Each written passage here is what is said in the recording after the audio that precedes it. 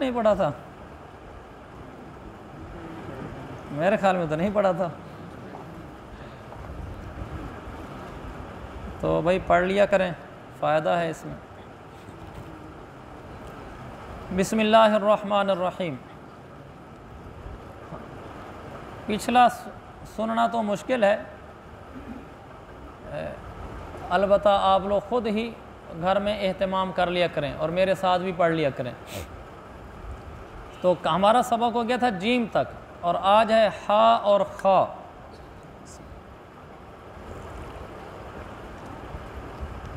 ہمارے پٹھان بھائی خا کو بھی خا پڑھتے ہیں اور ہا کو بھی خا پڑھتے ہیں، تو اس کو سیکھنا چاہیے۔ ہا الگ ہے، خا الگ ہے۔ ہا یہ حلق سے ادا ہوتا ہے، خا یہ بھی حلق سے ادا ہوتا ہے۔ یہاں سے ہمارا منہ شروع ہوتا ہے، یہ ہونٹ، آگے دانت، پھر زبان، پھر اس کے آگے زبان کا جو کوا ہوتا ہے، پھر آگے حلق شروع ہو جاتا ہے۔ یہ حلق کا شروع کا حصہ، یہ درمیانی حصہ، یہ آخری حصہ۔ شروع والا جن اس کو میں آخری کہہ گیا تھا، وہ یہاں سے ہے۔ یہاں سے جو ہم شروع کریں گے ہونٹ اور پھر دانت، زبان، حلق، تو یہاں سے حلق شروع ہو جائے گا۔ یہ حلق کا شروع والا حصہ، یہ درمیان والا حصہ، یہ حلق کا آخر والا حصہ۔ جو سینے کی طرف ہے وہ آخر والا ہے، جو منہ کی طرف ہے وہ حلق کا شروع والا حصہ ہے۔ جو ہا ہے وہ حلق کے درمیان سے ادا ہوتا ہے، یہ ہمارے حلق کا درمیان ہے۔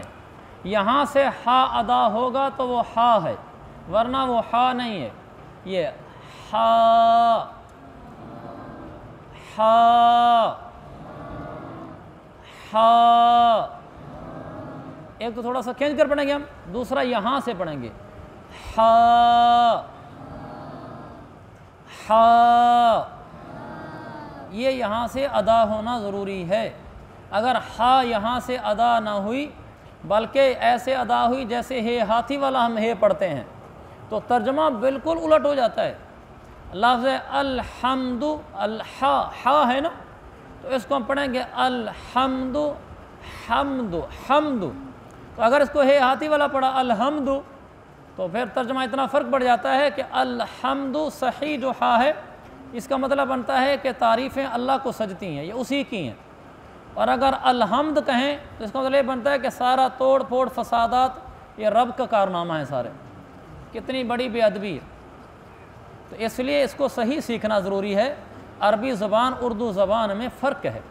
عربی میں ایک لفظ حرف کی جگہ دوسرا حرف ادا ہو جائے ترجمہ تبدیل ہو جاتا ہے۔ اردو میں فرق ہی نہیں، ہمارے ہاں کاف کینچی والی، کاف کتاب ایک جیسی ہے، ہا حکے والی اور ہا ہاتھی والی ایک جیسی ہے، ہم اس کو پڑھنے میں کوئی فرق نہیں کرتے۔ لیکن عربی میں ایسا نہیں ہے، اسی لیے ہم یہ نورانی قاعدہ پڑھ رہے ہیں۔ ہم اس کو سیکھیں اور یاد رکھیں، قرآن کو تجوید سے پڑھنا واجب ہے، واجب ہے۔ جو ہا کو اس کی اصلی جگہ سے نہیں نکالتا یہ بھی ایک گناہ ہے۔ من لم یجود القرآن فہو آثم۔ جو قرآن کو تجوید کے ساتھ، یہ تجوید سے ہم پڑھ رہے ہیں، نہیں پڑھتا تو وہ گناہ گار ہے۔ اس لیے اس کی ہمیں پوری مشق کرنی چاہیے۔ گھر میں مشق کریں، یہاں بیٹھ کر مشق کریں، مجھ سے انفرادی پوچھنا چاہیں پوچھیں، یہاں میرے ساتھ پڑھیں، گھر میں جا کر 50 دفعہ دہرائیں۔ انشاءاللہ محنت کریں گے، محنت کے باوجود بھی صحیح نہیں ہو سکا، پھر کوئی حرج کی بات نہیں، انشاءاللہ اللہ تعالیٰ کہے گا محنت کیا ہے، طریقہ نہیں آ سکا۔ لیکن محنت ہی نہیں کی، سیکھا ہی نہیں ہے، تو اس کا پتہ کیسے چلے گا کہ محنت کر رہا ہے کہ نہیں کر رہا؟ اگر اس کو کہیں جی تمہارا ہاتھ ٹھیک ہو گیا نا تو 1 لاکھ روپیہ دیں گے، یہ شام کو سب کا ٹھیک ہوگا۔ اور اگر کچھ نہیں ملنا تو کہا جی میں نے تو کوشش کی ہے، ویسے میرا ٹھیک ہوتا نہیں ہے، کیونکہ اس پر نظر تو کچھ آ نہیں رہا، اب اس پر کیا ملے گا مجھے؟ 1 لاکھ روپے کا انعام دے دیں تو ابھی دیکھیں یہ شام تک سب کی ٹھیک ہوگی۔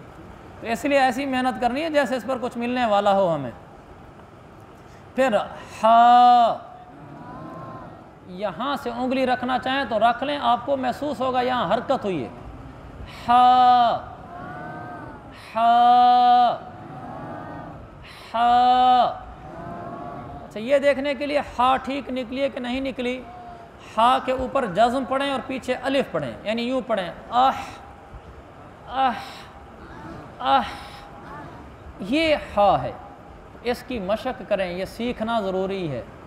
ہا، ہا، آگے ہے خا، خا حلق کے شروع سے ادا ہوتی ہے، یہ حلق کا شروع ہے، یہ شروع، یہ درمیان، یہ آخر، یہاں شروع سے ادا ہوگی خا، یہ تو بڑا صاف سا محسوس ہوتا ہے یہاں سے ادا ہوتے بھی، انگلی رکھ کے دیکھیں گے نا کو لگے گا انگلی کو بھی تھوڑی وائبریشن ہوئی ہے، خا خا، تھوڑی دیر میں خارش ہونا بھی شروع ہو جائے گی کیونکہ اس سے پتہ چلے گا کہ صحیح جگہ سے نکل رہا ہے، خا خا، تو یہ دوسرا ہمارا حرف ہو گیا خا، یہاں سے ادا ہوگا، اور یہ حروف کچھ موٹے ہیں، ان کی پھر ہم آخر میں مشق کر لیں گے۔ آگے دال، زبان کی نوک اوپر والے دانتوں کی جڑ سے لگے گی، یہاں دال دال دال۔ آگے زال ہے، زال ایسے ادا ہوگی جیسے ہم سا ادا کرتے تھے، زبان کی نوک اوپر والے دانتوں کے کناروں سے اس جگہ لگے گی اور نرمی کے ساتھ یہ لفظ ادا ہوگا، زال زال زال، یہ سخت نہیں پڑھنا، زال نہیں پڑھنا، زال، یہ غلط ہو جائے گا، زال زال۔ اس میں اس بات کی مشق کرنی ہے کہ یہ زال کا لفظ سخت نہ ادا ہو، نرم ادا ہو، یعنی زال نہ پڑھیں، زال پڑھیں، زال، سا زال، یہ نرم حروف میں سے ہیں، کچھ حروف ایسے ہیں جن کو نرم پڑھا جاتا ہے، تو ان میں سے بطور خاص یہ زال اور سا ہیں۔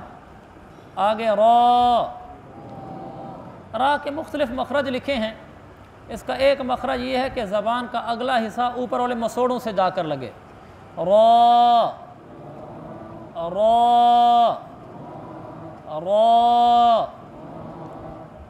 آگے زا، یہ تین حروف ہیں جن کو سیٹی والے حروف کہتے ہیں، زا سین صاد، سیٹی والے حروف زا سین صاد۔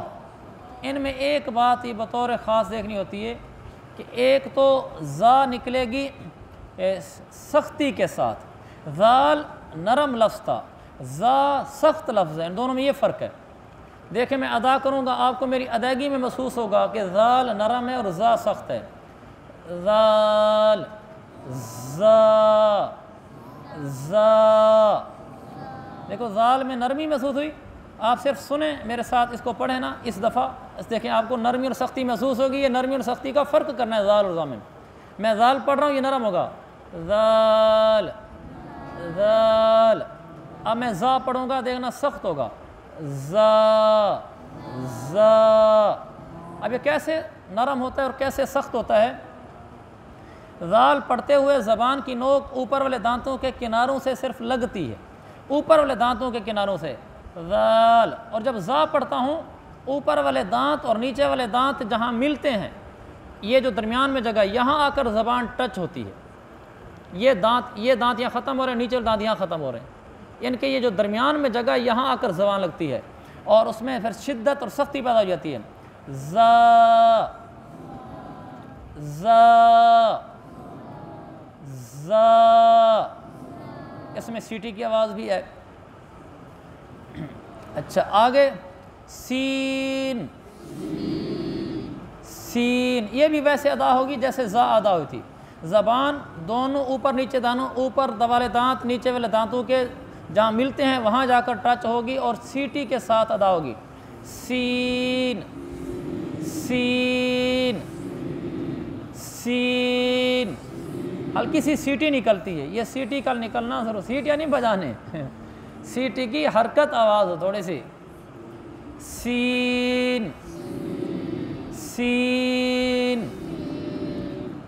آگے ہے شین، شین کا مخرج بالکل آسان ہے، شین، زبان کا بیچ جب تالو کے بیچ سے لگے، زبان کا بیچ تالو کے بیچ سے لگے، شین شین۔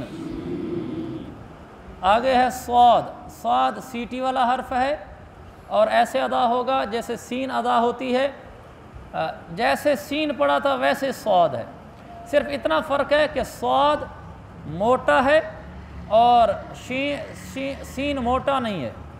ہمارا وقت پورا ہو گیا ہے تو صاد کو کل کر لیں گے۔